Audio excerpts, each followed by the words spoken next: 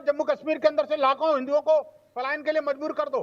संविधान में कहाँ लिखा हुआ है कि मस्जिद से गवर्नर announcement कौन करके था? ये कह दो गवर्नर कि कौन था ना जम्मू कश्मीर का? सारे अपनी बेटियों को बहनों जगमोहन को गवर्नर यहाँ था। छोड़ करके और ये जगमोहन कश्मीर खाली गवर्नर कर था दो। जम्मू कश्मीर का। संविधान में कहाँ लिखा हुआ है? जगमोहन के संविधान में कहाँ गवर्नर लिखा होते हुआ हुए है कि निकले आखिरकार ये कश्मीरी। मस्जिद जो है ना बाबर के नाम से बननी चाहिए? गवर्नर अरे तुम्हारा संविधान था। में कहाँ लिखा हुआ है कि बाबरी के नाम पर लोगों को भड़काओ?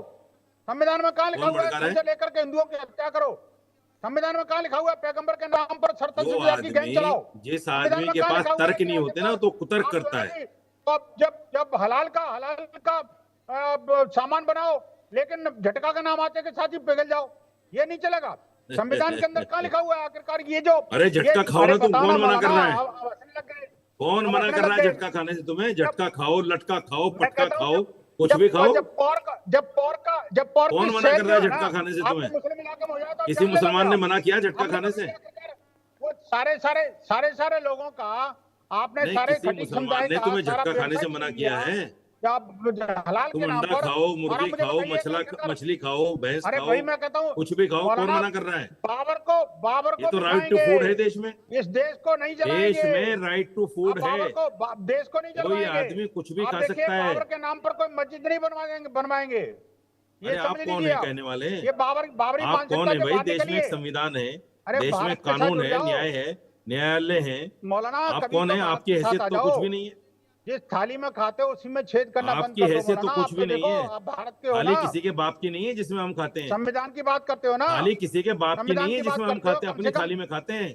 अरे भैया थाली आप ही हम बोल तो सरकार करो, का नहीं आपकी खाते, अपनी अपना थाली में खाते हैं, छेद कर कमा रहे के हो। खाते मैं हैं। ठीक है, अब किसी के बाप मुझे की नहीं लगता है है कि आप थाली। लोगों ने काफी बातें एक दूसरे को कह दी हैं। किसी के शाइस्ता बाप की अंबर नहीं जी, है थाली। मैं माफ आती हूँ करना। तो आपके बाप है पास। ना। हम किसी के साजिद रहमो रशीदी करम जी के आपके नहीं है पास भी और हिंदुस्तान बंसल में। सर आपके बाप पास है भी। ना। मैं आती हूँ। अपने संविधान बाप स्टॉप की कर वजह दीजिए से सर, है। अब आ रही हूँ जरा। अब आप लोगों ने इतनी देर जो भी कुछ कहा एक दूसरे को कुछ समझ मेरे में देश एक्चुअली का आया नहीं। मैं संविधान आती हूँ। मुझे इतनी इज्जत देता है, इतना सम्मान मैं देता है। आती हूँ मौलाना इसलिए साजिद देश में रशीदी हूँ। जी। आप शाइस्ता जैसे अंबर लोगों की जी, वजह से नहीं है। शाइस्ता अंबर जी, देखिए देश ये में जो हम। कुछ भी है और जो कुछ भी हो रहा है, कुल मिलाकर एक वर्ग तो ऐसा है जिसको ये समझ में है कि ये नहीं होना चाहिए। और तकलीफ इस बात की कहीं कभी थी ही नहीं कि मस्जिद ना बने। तकलीफ इस बात से थी कि जो नाम है वो ना लिया जाए उस नाम ने, क्योंकि काफी जो कुछ भी किया है उससे एक वर्ग है जिसका कि मुझे तो इस सेंटिमेंट जो है नाम वो से जुड़ा तकलीफ हुआ है। खुशबू जी आपको भी बहुत नजर आ रही है। मेरा शाइस्ता अंबर जी से सवाल है सर, मैं आपको भी आती हूँ बहुत आपके तकलीफ पास। हो रही है इस नाम मैं से। आती हूँ आपके पास। क्योंकि आपने कम से कम 500 मरतबा नाम ले लिया। जब देश की लड़ाई, जब देश अरे को कम से कम आजाद करने सहायता की जी को समझ लड़ाई लो यार। हम अंग्रेजों से लड़ रहे थे, तब न हिंदू था, न मुसलमान था, न देवबंद था, न बरेलवी था, न सिख था, न कोई अखाड़े थे। कौन सिर्फ कह रहा है एक मुसलमान नहीं था? एक था नारा, कौन कह रहा है वंदे मुसलमान नहीं था? मातरम और अजीब बात कर रही हो। इनकलाब जिंदाबाद। हमारी देश की आजादी में सब लोग लड़ रहे थे। उसके बाद इतिहास को कुरेद करके, शासकों को कुरेद करके हम लोग आपस में लड़ रहे हैं। हमें तरक्की करना चाहिए।